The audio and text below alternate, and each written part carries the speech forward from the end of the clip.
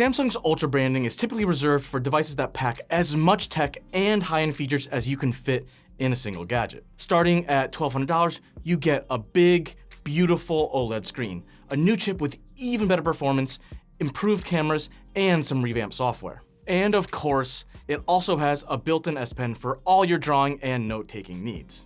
So while that sentiment still generally rings true for the new S23 Ultra, at the same time, the company's latest flagship phone doesn't look or function all that differently from last year's.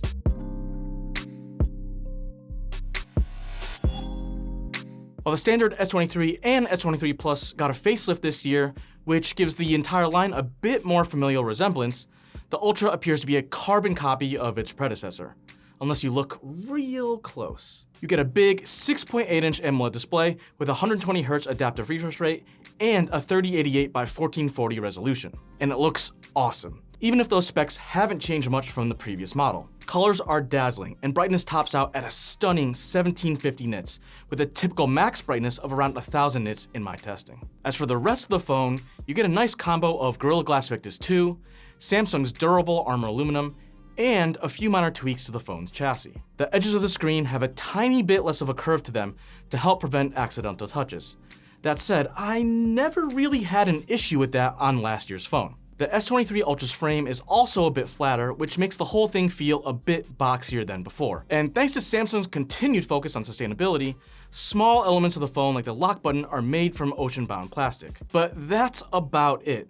So unless you're already familiar with the S23 Ultra's new color options, which include cream, lavender, green, and black, even when you look at the S22 and S23 Ultra side by side, it's almost impossible to tell them apart. As for performance, the S23 Ultra is one of the first phones on the market to feature a Snapdragon 8 Gen 2 chip. However, Samsung didn't stop there because it worked with Qualcomm to create a custom version of the processor just for the Galaxy phones. So what does that get you? Simply, a wealth of speed. In tests, the S23 Ultra posted multi-core scores in Geekbench 5 that were 40% higher than what we got from last year's phone. That's a huge jump, so it probably isn't a surprise when I tell you that everything feels smooth. Apps, games, you name it. Now, I should mention that the custom Snapdragon 8 Gen 2 for Galaxy platform that Samsung uses has a clock speed that's only around 150 MHz higher than the standard chip, which honestly isn't a difference most people, including me, can really discern in normal use. That said, one of the biggest changes for 2023 is that every version of this year's Ultra will feature a Snapdragon chip. So people outside North America won't be saddled with a less powerful Exynos processor like in previous years. As for the rest of the phone specs, the base model features 8 GB of RAM and 256 GB of storage. But if you move up from there, you'll get 12 GB of memory and up to a whopping 1 TB of room for apps and media. Alongside the debut of the Galaxy S23 line, Samsung is also introducing One UI 5.1, which features some handy tweaks and customizations. That said, a number of additions like the new personalization options on the lock screen or a wider palette for the UI's accent colors are sort of things we've seen before in iOS 16 or Android 13's Material U. You can even do things like add info to the lock screen so it's easier for people to return your device to you if you lose it. Samsung is making it easier to create custom stickers from your photos, which you can do simply by long pressing on an object and then dragging it to another app for easy sharing. Unfortunately, some subjects are easier to clip than others. Faces and animals tend to work relatively well, but other things like flowers can often end up looking a bit off, so your results may vary. There's also a new modes and routines section in the menu that lets the phone adjust multiple settings for specific activities like exercising or relaxing. But aside from the sleep mode option, I didn't really find this new functionality all that useful. Look, when I work out, all I need to do is find some good music and I'm good to go.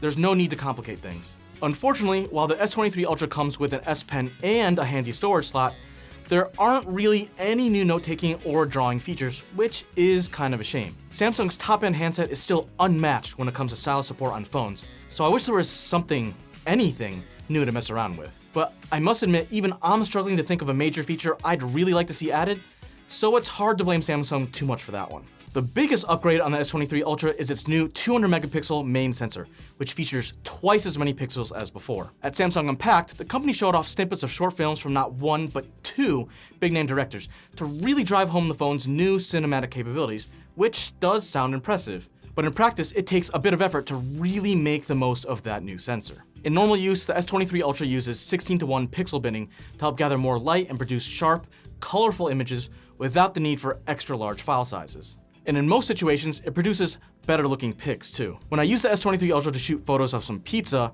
which was extremely tasty I might add, images taken using the default 12 megapixel mode featured more accurate colors and better details than those captured with the sensor's full 200 megapixels. That said, in the right conditions, activating the sensor's full resolution may allow you to capture finer textures on trickier subjects, but you'll need to zoom in to see them. Now, part of this is because it seems Samsung's object detection and optimizer doesn't work when the 200 megapixel mode is activated. But I also noticed that in other shots, there are noticeable differences in things like white balance and sharpness. On one hand, this makes sense because pro photographers often prefer images with flatter color profiles, as that makes touching them up in post a bit easier. But that also means unless you're editing everything you shoot in an app like Lightroom or Photoshop, you're probably better off sticking with the regular 12 megapixel photo setting. This is sort of what I mean when I say you really need to work to get the most out of the S23 Ultra's new camera.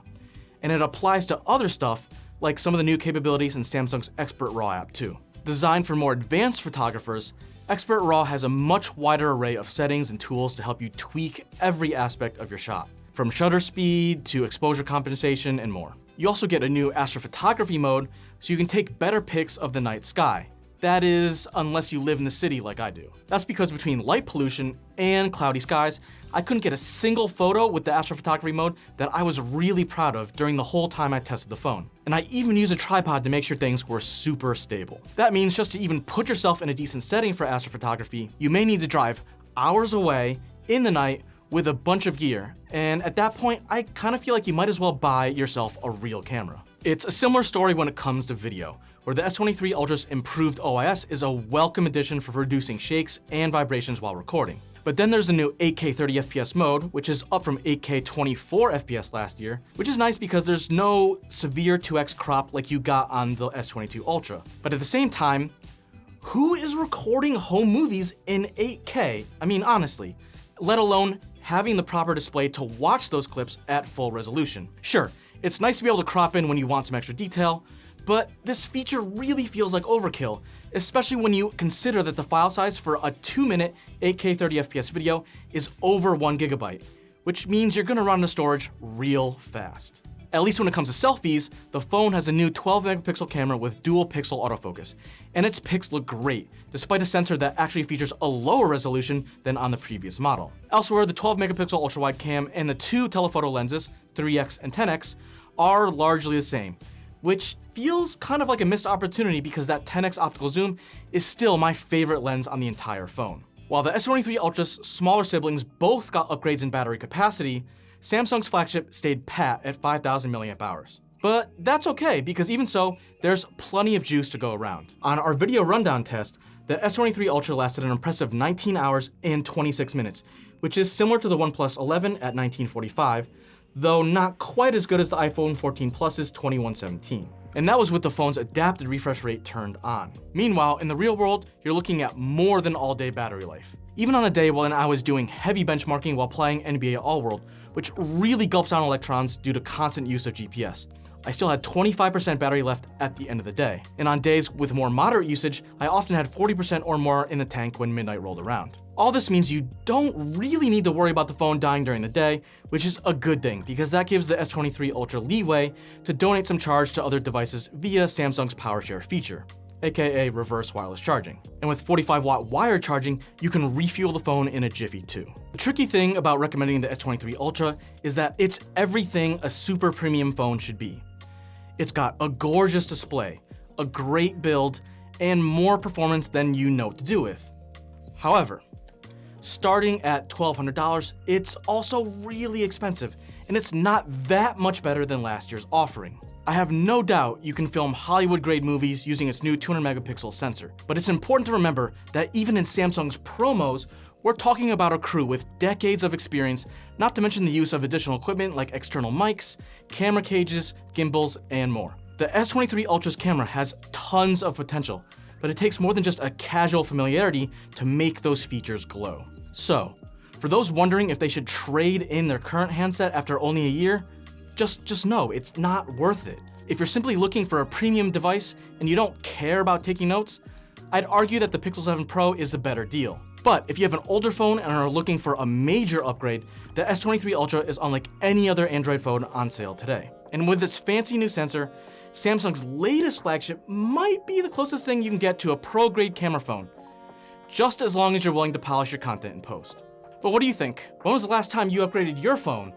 Let me know in the comments down below, and as always, don't forget to like, comment, and subscribe for more news, videos, and reviews real soon.